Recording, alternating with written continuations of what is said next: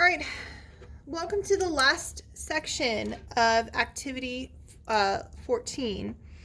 This is more properties of logarithms. So the same thing as yesterday, we're going to make conjectures about properties of logs, write and apply the power property of logs, and rewrite log expressions by using their properties.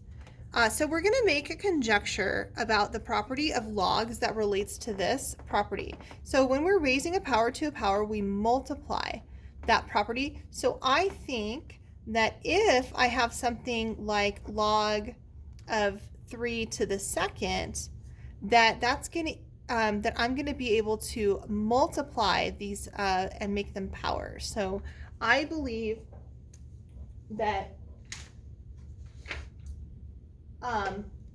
it will be something like log 3 times log 3, something like that, right? So that's my conjecture. Maybe as a student, this is what I think. So let's verify. Let's see if that's true. So log 3 times log 3, whoops, is 0.2276, sorry. And then log 3 to the second is not the same. So this would be a faulty conjecture, right? So the correct conjecture would be that log, for example, 3 to the second is equal to, so I'm going to multiply this exponent to my solution. It's actually going to be 2 times the log of 3. Now let's verify if that's true. And so the one property I've seen one error I've seen students make is this one. Whereas here, right, if we're multiplying a power to a power, really we're just multiplying this to whatever we get. So let's take a look and see if that's true. So 2 times log 3 is 0.954. This is the true conjecture. And so we are going to write this as log of m to the n power is equal to n times log of m. Now it says to use the information to verify, but I actually just verified one for us. If you'd like to go back and do that, you can. And then they're going to ask us to graphically verify. I'll go ahead and do that. Let's go ahead and verify. So y equals, the first function is 2 log x.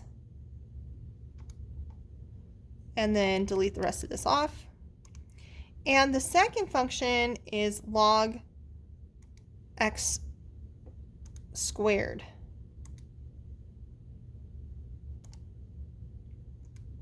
And let's zoom 6 this. And what I guarantee you is that we're going to get the same. Oh, I did something wrong. Let me go back and look. Oh, no, it's correct. So it is the same function. I'm sorry, I forgot that there'll be a second tail on this function, on the second one. And that's because of the squaring. You can enter negatives, but you do get the same function. So it's the same function,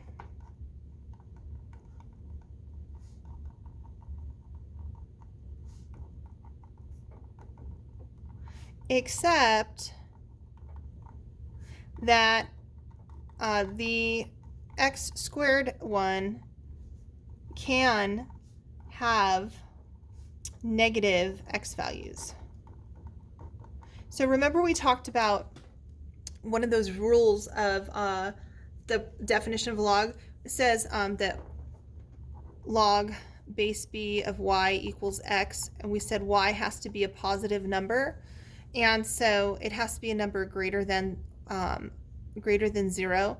So in this case, though, because we're squaring those values, we actually could get negative x values. All right, identify each statement as true or false and justify your answer. So it says 2 log square root m. So I'm going to rewrite this as log square root m to the second power, because that's what the rule says, right? That I can rewrite it using this rule. I'm going from this direction to this direction, which would be log. Remember, a square and a radical are inverses, log m, so this is a true statement. The second one, log base 10, log 10 to the second. So that would be log 10, and I'd bring the 2 out front, and that's supposed to be equal to, here I'd bring the 10 out front, 10 log 2. That is not true, and you can verify that using a calculator. All right, you're going to, it says the log properties that you conjectured, the log properties that you conjectured and then verified in this lesson and the previous lesson are below. State each property. So right here, we're going to have, please note on page 203 of your notes, you're going to have all 3 of those properties. So the first property is that log, I'm going to use A's and B's. No, I guess I'll use M's and N's. It's fine. M plus log N is equal to log M times N. The second one, the quotient property, is log M minus log N is equal to log M over N. And the third one is that log M to the N is equal to N times log N. Sorry, log M. All right, so now you have these written down. Please make sure that they're all correct. It says use the properties from item 6 to rewrite each expression as a single log. I'd like you to go ahead and try these and then come back. So pause the video here and then come back. I'm going to go ahead and do it. This is the quotient rule. So this is going to be log x over 7. This is the product with the power rule. I always use the power first. So I'm going to rewrite this first. So this is going to be log x to the second plus log y. Then I'll use the product rule, which is log x to the second times y. You can see how it's easier to do the power rule first. All right, next it says use the properties from item 6 to expand each expression. So expanding them, when you're going this direction, you use the power first. When you're going this direction, you're going to use the power last. So you notice here we were condensing or writing it as a single log. Here we're going from a single log into an expanded log. And so you're doing it in the reverse order. So you're going to do your power last. So we have multiplication. So that means we're going to change these to addition. So that would be log 5 plus log x plus log y to the 4th. And then I'll do my power rule last, which is this one right here. That's going to pop out front. This is log 5 plus log x plus 4 log y. Right here we're having the division rule, the quotient rule happening, so we'll do that first and the power one last. So this is log x minus log y cubed. And then I'll rewrite this as, this is going to pop out, we get log x minus 3 log y. And then the next one says to write each one as a single log and evaluate. So log 2 plus log 5 is log 10. And log 10 I already know is 1. You can verify that on your calculator. The second one, log 5,000 divided by 5 is equal to log 1,000. And I can evaluate this by hand. Guys, if the base is 10, 10 to what power is 1,000? 10 to the 3rd power. And you can check it. Log 1,000 is 3.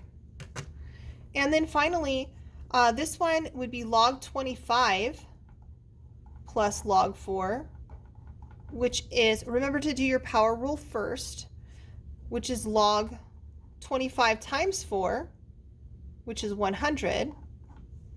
And that would be, what number is the base? It's a 10. 10 to what power is 100? That would be a 2. And you can verify that. You should try to check your understanding here.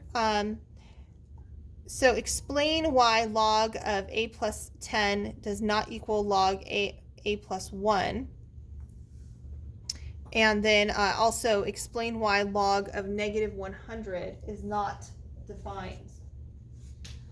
All right, so I'm not going to write the answers down. I am going to read the answers out, so please listen and write them down. So the log of a sum does not equal the sum of the logs, only the product. But I think this is a typo anyway.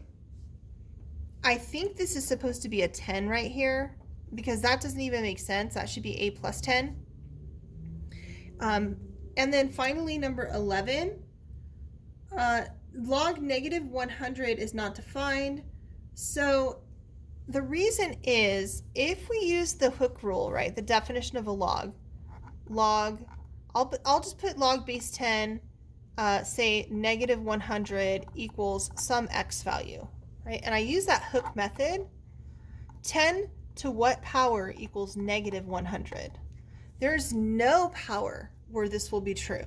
There is no way to make this number become a negative, but simply by raising it to an exponent.